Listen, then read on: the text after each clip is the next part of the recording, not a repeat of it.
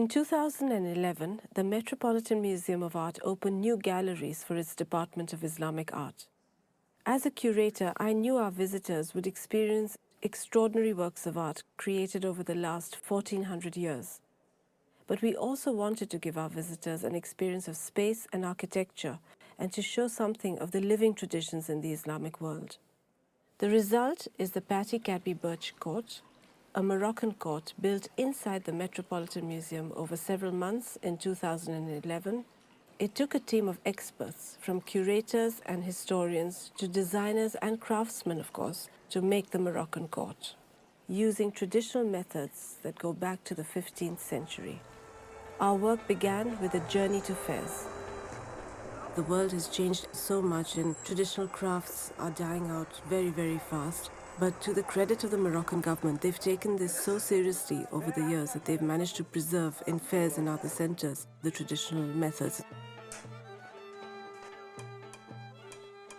Being so close to the moment of creation is something that has an incredible power, and it's something that profoundly moves you as a curator. In Fez, there were 40,000 craftsmen. We met with many guilds, many groups, and we did find potential to work with a number of different people. However, when we met the Naji family craftsmen, run by 4 brothers and their father, and then they have several workshops in Fez itself. At one point, Rida picked up Muhammad's hand. He said, "Look, this is my brother's hand." And we looked at that hand, and it was the hand of a craftsman. It was rough and calloused, and it had plaster all over it. He'd been chipping away since the age of 14. It was one of those moments when you just felt this was the right partner for you. We are 7th generation in this business, but for me and for my family, it's unlike any other project that we ever undertaken, because this will serve as reference for scholars to learn more about the Islamic architecture. I was employed as an art historian consultant to the project. I suggested having a medieval style courtyard. I have a very personal reaction to courtyard is the focus. It's in fact the facade, but it's on the inside and it's very private unless you've got access to it.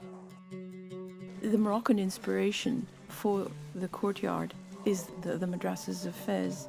And they are perhaps the best symbol of the intellectual and cultural life of the medieval Western Islamic world.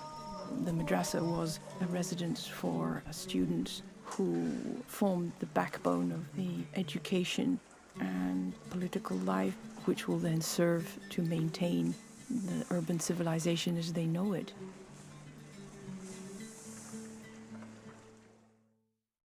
As a designer and a landscape architect, I deal with outdoor space. When Navina came to me, she said, "Do you think we can do a nice Moroccan courtyard?" And I said, "By all means."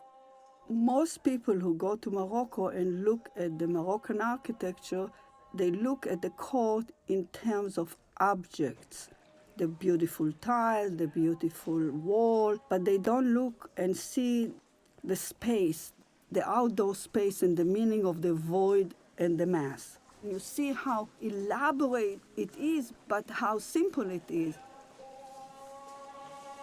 So we looked at a tile panel from the Alhambra, which was exhibited at the Met in 1992.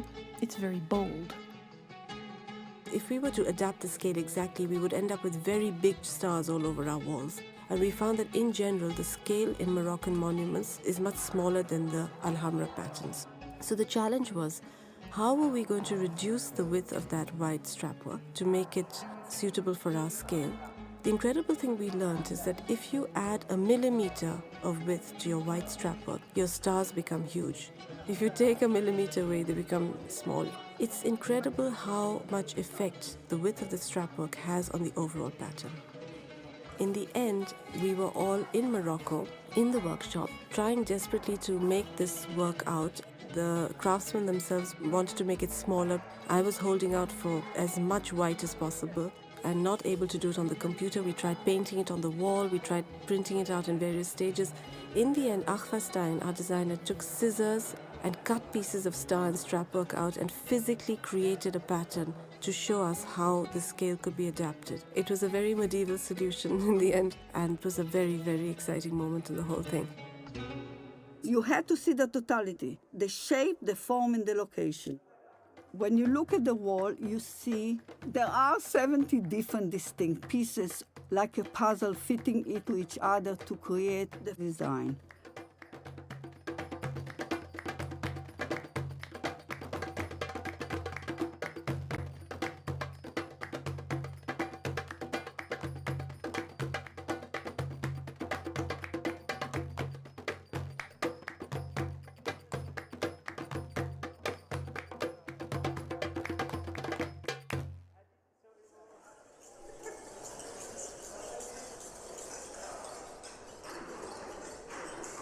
We were working in Morocco for almost 6 months, in which we fabricated all the loose tiles for the zillige.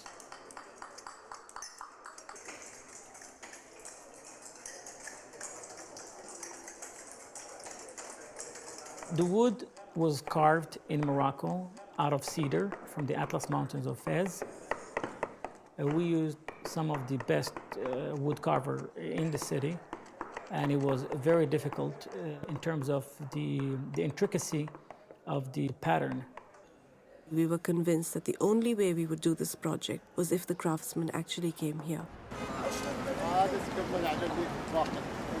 We wanted a direct relationship between the craftsmen and the walls of our Metropolitan Museum. For us, we were transported back to the year 1300.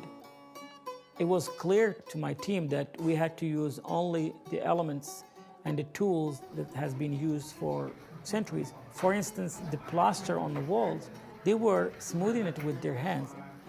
When I look at this court, I see hands everywhere. Everything is touched by hands. The Moroccan court exists in many contexts in Morocco, in a domestic setting, in a religious setting, and in a public setting as well. The inspiration came from all of these different types of courts coming together.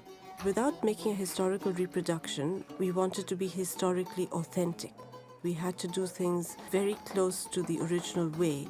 So we had to scale things down very precisely so that your eye wouldn't feel that things were wrong. Your eye has to have a sense of complete harmony when you look at these elements. The government of Morocco, for our project, released a special kind of stucco which they don't normally export. It's got a wonderful reddish hue, and you see this reddish color in Marrakesh particularly. Through the process of carving, they have to keep it moist, and it retains this soft and malleable quality for months afterwards. In fact, it's very fragile until it completely hardens. What's incredible is that if you make a mistake or you want to change something, you can just slap